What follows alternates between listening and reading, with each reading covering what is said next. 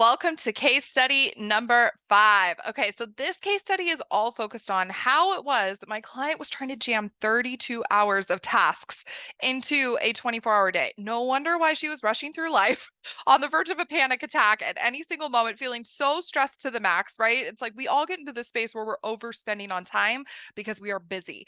And this pattern is burning us out left and right. So when my client came to me, time was one of her number one issues. She just truly believed she could never find the time. She was always running behind. She was always late because things just felt so crammed in her life. But no wonder why. She was basically trying to fit too much into one day. So we can't escape the fact that we only have 24 hours in a day. So we have to be intentional and strategic over how we spend those hours to ensure that we feel the way that we want to feel in life. Because if not, we're always going to be feeling exhausted and stressed and overwhelmed and just rushing from task to task, not able to be present because we're so worried about the future or so stuck in the past. So we've got to get out of that way of operating. So when I ran her through my exclusive time optimization system that I've developed exclusively for the CAN program, which is my 3-month coaching program, we looked at how she was spending her day. So this pie chart, don't judge my artistic abilities. Okay, I'm a coach, not an artist, but this pie chart illustrates how her day looked. So she was spending 10 hours at work, right? She was spending 6 hours sleeping, 2 hours eating, 2 hours socializing, 1 hour TV, 2 hours on emails at home, an hour on errands, 5 hours on social media, 1 hour getting ready, and she was commuting for 2 hours. So that's how her day to day broke down. And when I actually added up all these numbers, I was like, yeah, no wonder why you're stressed and anxious. You're spending 32 hours in a 24-hour period. And she's like, wait, what? I'm like, yeah, this is what happens when we try to jam more into a day than what's possible. So when we actually when we were doing her time audit, we looked at what it was that was making her believe this is where her time was going, right? Because for a lot of us, we're just spending, spending, spending. We don't have an actual awareness or control over where every single minute and second of the day is going.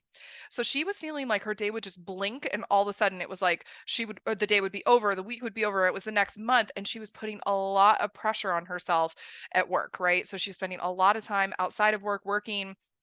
And when we actually looked at it on a super, super micro level, she wasn't actually dedicating this time allocation to her life. This isn't what her life actually looks like. So I want to bring awareness because for a lot of you, you don't realize that these are actually how we're spending the hours in the day. So let me tell you a little bit more about this client. So she, once again, super hungry for success, very driven, very ambitious. This a lot of the women that I work with are high performers. They really have this deep desire for success. They really love their careers. They love what they do. So they give a lot of their time to their jobs. So she was putting a lot of pressure on herself to be perfect.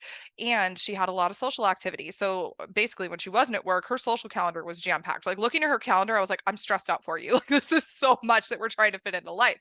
So she never had time for herself, and all of her needs would always come to the bottom of the list. So she was giving to everybody else, to everything else, because she almost felt guilty giving to herself. Have you ever felt like that before? She was like, I can't come first. I have to take care of all my other people first, right? So she wasn't sleeping because she was so stressed out. It was like her brain, she'd lay in bed and she was like, did I answer this email? Did I finish this project? Oh my God, did I do this?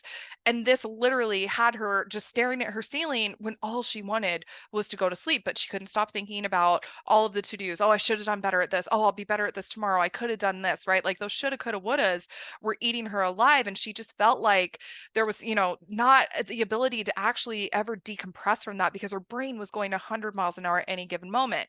And she actually said something to me that I resonated with so deeply because this is how I used to feel in my life too, is she felt like she was drowning in her life because she could never get through her to-do list. So every day she was pushing harder, she was trying more, and then it just felt like 20 more things would get put on the to-do list. It was never ending.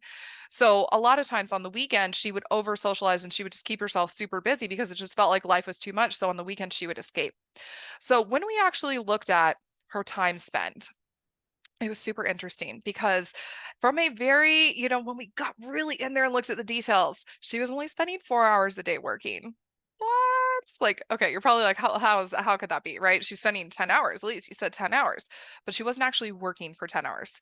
What she was doing was she was working for 4 hours, and the rest of the time she was overthinking. She was complaining. She was doing busy work that wasn't actually moving the needle and exhausting her in the process. She was scrolling in between meetings. She was chatting with coworkers, which was causing her to stay late. And her boss was super frustrated because he's like, wait, why are you staying late? Why can't you get your work done? But it was because she was at somebody's desk chatting. She was complaining and gossiping, like, oh, I can't believe this happened in this meeting, right? So her boss was frustrated and putting more pressure on her. So then she was putting more pressure on herself. So then she'd take her work home and then she'd be in between scrolling, trying to answer emails. And then it was like divided focus, divided attention. She'd come back to it, not even knowing where she was at and really getting into that place of like, did I even finish that? And everything just felt chaotic and messy. So then she would stress herself out right before she went to bed and be like, did I finish this? Oh God. And then as she went to go to bed, then there she is laying staring at the ceiling again. So she could never get to sleep. She was always feeling exhausted. So we actually pinpointed that while she thought she was working for 10 hours a day, she was actually overthinking for 8 hours per day. Right? Are you like, oh my God, I've done that too? So a lot of us do this. I know I used to do this too. I would obsess about every detail. I was so obsessed with making everything perfect. This is what was keeping me late at work too, right? Making sure every email was perfect, making sure every presentation was perfect, making sure every project was perfect.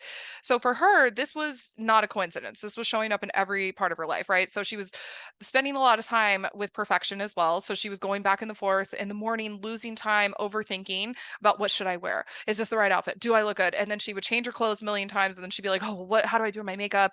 Oh God, and then she'd overthink about that. Then during her commute, she was overthinking, right? Obsessing about what was going to happen in this meeting, who was going to come for her that day, what drama was going to happen, how she needed to be prepared, right? Then she was going through personal stuff too. Then she was overthinking about that. What decision should I make? Is this the right decision? Oh God, what if it goes wrong? So once again, it wasn't really how she was spending her time that was making her feel stressed and on the brink of a panic attack. It was all the overthinking that she was doing. So then we realized not only was she overthinking, she was spending at least 6 hours a day checking out. So she didn't want to feel her feelings. She didn't want to think about her problems. She didn't want to think the thoughts that were making her feel uncomfortable. So she would socialize instead, right? So she was knowing that she was spending 2 hours a day socializing, but she was socializing more than just going out and grabbing drinks with coworkers after work. She was also taking that socializing to calling somebody on the way home and complaining about her day. Then she was on social media. So all of that stuff, she was never disconnected. There was no stillness happening in her brain because every part of her life was going 1,000 miles per hour because she was so busy overworking, overthinking. And then she got too overwhelmed and felt so much pressure that then she felt the need to check out. So it was this vicious cycle that just kept going and going and going. But at the core of it all, it was because she was avoiding her thoughts, her feelings, and her problems, right? I know I've been there too. So that was really the real reason behind why she was feeling this sort of stress and pressure. It had nothing to do with the time. The time is always a surface level story. It's always something deeper when somebody comes to me telling me that they're having a challenge with the time. So for her, it was really feeling like she needed to prove herself, that she was good enough. So she had to overwork and get everybody's acceptance and do all these things and go above and beyond in every area of her life for every person in her life in order to feel like she was good enough. So it had nothing to do with how she was spending her time or the circumstances of her job. It all had to do with her mindset and how she was thinking about everything that was happening in her life. So, how I helped her shift out of seeing this and feeling so stressed, right? And thinking, oh God, I'm overspending my time and get into a place where she felt more in control of her life is first, we had to get aware. Because if we don't know what's happening, we can't do anything to change it, right? So, we got her really aware over where every single minute was going from a place of intention. The second part of our work together was really focusing on being in control over her time spent. So I gave her a fully mapped out plan of completely optimized time that gave her a plethora of time and space to do the things that she wanted to do, stop overworking, not get into a place where she's checking out, and be very intentional. So that way she got every minute she needed to do the things that she wanted to do in her life. And this gave her back her responsibility over where her time is spent. And the last part of our work together all came down to accountability because I can give you the most beautiful plan that has everything that you need, but if you don't actually implement it, I mean, I can only do so much, right? So for her, we had to really make sure that she was holding herself accountable to not fall back into this pattern because we knew that this pattern was creating one thing for her, and that was burnout. So in order to keep her out of the pattern of burnout, we created the new mindset, right? All focused on being very accountable and aware of over where her time is going. We set boundaries to protect her time, and then she held herself accountable over how she spent her time and protected those boundaries at all costs. And that came with building the skill of managing discomfort. Because when you first start setting boundaries, it can be really uncomfortable for people in your life. Maybe that's your boss, maybe it's your family. They don't want to hear no. They're used to you always saying yes. So we had to really work through a lot of discomfort and a lot of guilt that came along with saying no. Then she held herself accountable and created the exact time that she needed through following the plan that I gave her. And then she started living her life in the present. She wasn't checking out. She wasn't worried about the future. She wasn't obsessed with the past. She was just here and she was in the now. And she had a surplus of time to start doing her hobbies again and start doing the things that she loved. And she started showing up every single day, full of energy, full of vitality, and full of motivation, which was infectious. Like everybody was like, "What are you doing? Like, what have you changed? You were so stressed out and you were complaining all the time." But she was no longer bogged down by this overthinking and overworking and emotional avoidance because she was present. She was living her best life and she got in full control over every aspect of that.